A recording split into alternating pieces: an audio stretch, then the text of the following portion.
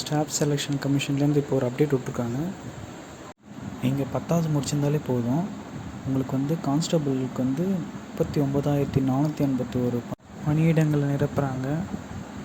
இதில் வயசு வந்து 18லேருந்து 23 வயசு வரைக்கும் தான் அப்ளை பண்ண முடியும்.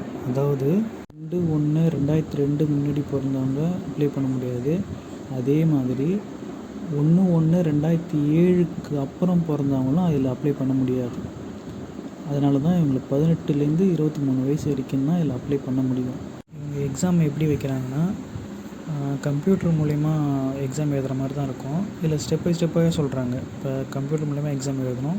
அடுத்தது வந்து உடல் தகுதி இருக்குது, உடல் திறன் இருக்குது, மருத்துவ பரிசோதனை இருக்குது. இதெல்லாம் வச்சு தான் உங்களுக்கு செலக்ட் பண்ணுவாங்க.